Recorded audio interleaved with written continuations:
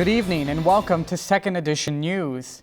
With spring-like conditions outside, the ice is starting to melt and can create some potential dangers. Edmonton firefighters are preparing for the upcoming weather conditions as they took to the North Saskatchewan River on Thursday for their annual ice rescue training session.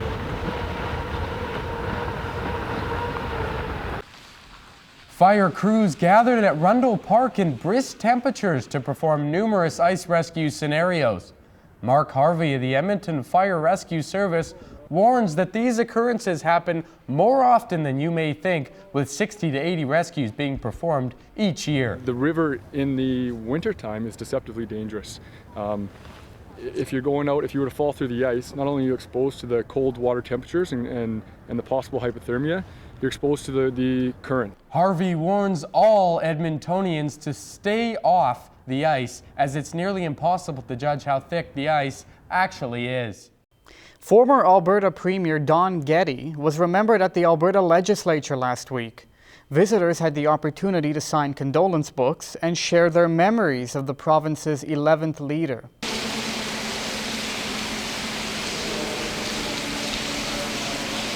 Getty, who passed away last month, served as Premier from 1985 to 92.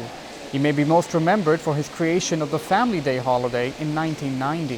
He showed great perseverance, great leadership in what he was doing through some tough times, and people look back on it. It's easy to look back on hindsight and say, oh, this was good or maybe not so good or whatever, but he did a lot of hard work for the province, and I think he should be commended for it because it was a very tough time where he had to work through.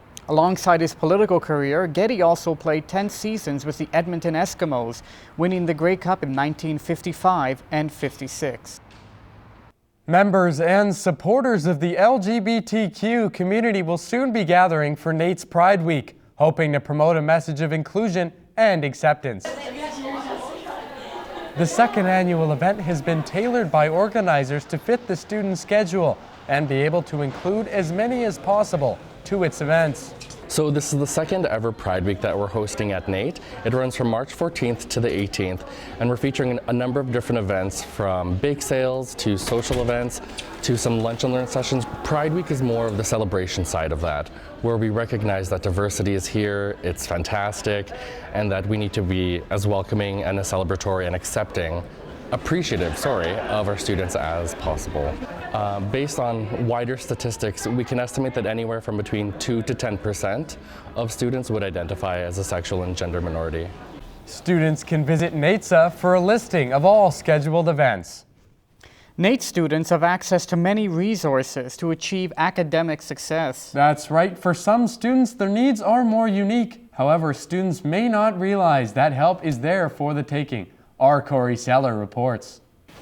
Hey Steve. Hey Sheena, how's it going? Pretty good. Living with a disability is never easy, especially in a large and often intimidating post-secondary institution. It's difficult living day to day with a disability that no one else can see, no one else usually understands. I learned one way. I was born with this. I don't know any other way of how to deal with dyslexia or how to pay attention with ADHD. Students like Sheena are not alone here at NATE. On campus, there is tremendous support from staff at Services for Students with Disabilities. Steve Vogel, a learning strategist, focuses on the success of his students like Sheena through things such as time management, study skills, and academic confidence. Just, being there in that support team to help her build confidence in herself that she didn't realize her own abilities, and to help her build that confidence so she was able to realize that, hey, you know what, I can do this. Sheena received the tools needed to improve her academic level. I went from being this, honestly, a 52% kid to I now currently hold straight A's with a 4.0 GPA, and I'm on the Dean's List for my program. SSD and students with disabilities are creating partnerships for success. Corey Seller, Second Edition News. Our very own NATE Culinary team has returned from an international culinary competition held in Dubai, and they definitely cooked up a storm. The team, made up of current students and recent NATE graduates, competed against professional chefs from around the world. They took home a total of 10 medals and a boatload of valuable experience as well. It was really cool because, you know, coming to NAIT, I never expected to be able to go into Dubai and then especially competing against professional chefs. It was a really good experience. They didn't know what they expect from the result, but when they got the medals, yes, they were really happy and cheerful.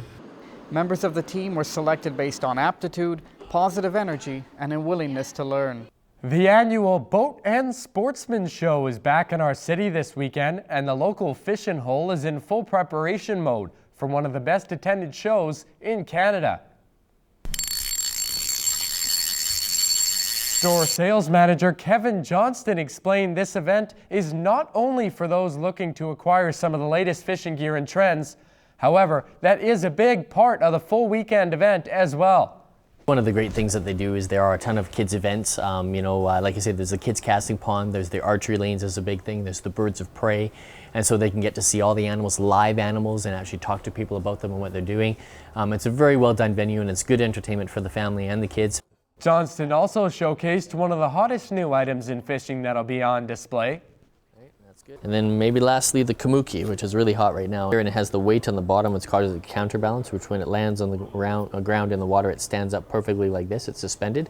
And so when you fish, the fish actually goes and feeds on the bottom as it goes through the water. The show runs Thursday through Sunday, and you can visit edmontonboatandsportshow.ca for more information.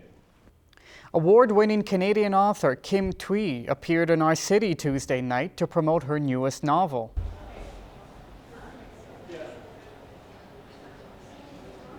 The Vietnamese-born Thuy read excerpts from her second book, Man, and took questions as part of MacEwan University's Book of the Year event. So the MacEwan Book of the Year, this is our 19th year, in fact, and so every year we celebrate a work of Canadian fiction written within the last 5 years. Really, inspiration is from every day, right? It depends on what you see, what you feel, and of course I'm made up of Vietnamese culture as well as Canadian culture, so I would say that I have a lot to pick from. Based in Montreal, Thuy won the Governor General's Award for her French novel Roux in 2009. All right, that is it for news. But busy week in sports this past week, Kevin. That's right. I hear both NAIT basketball teams were quite successful this past weekend. Absolutely, Mike. And I've got that, plus a lot more coming up for you in sports. Both the men's and women's basketball teams took home the gold in the ACAC playoff tournament this past weekend.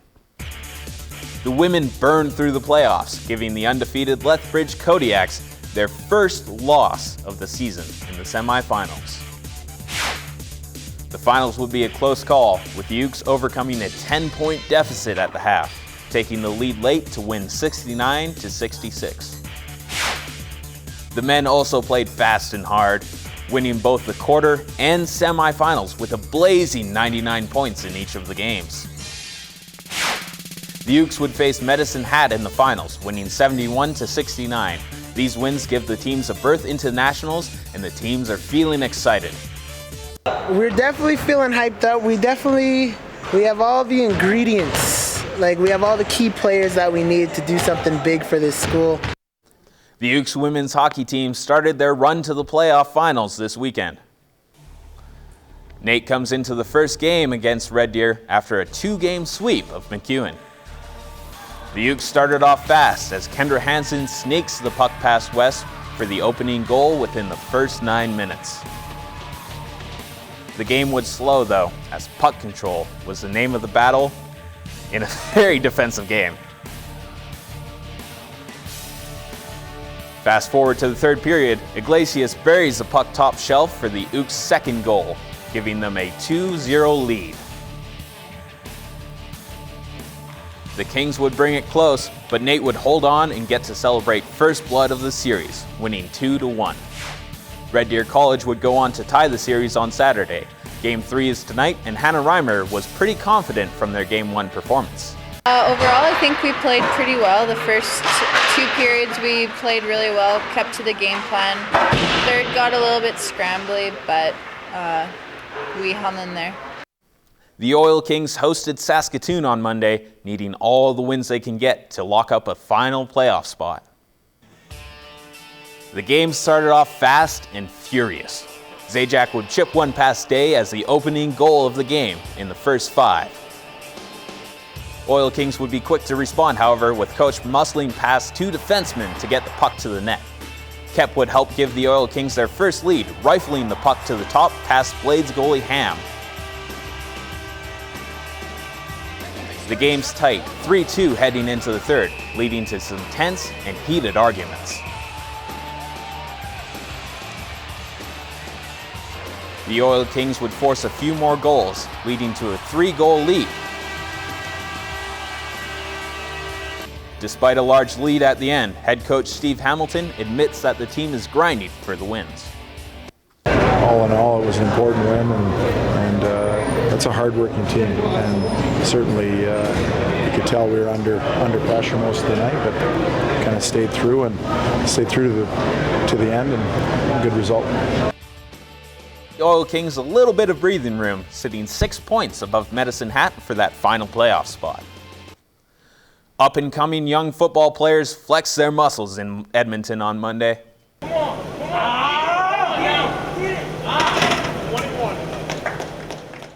The CFL Combine took over the Commonwealth Rec Centre all day on Monday.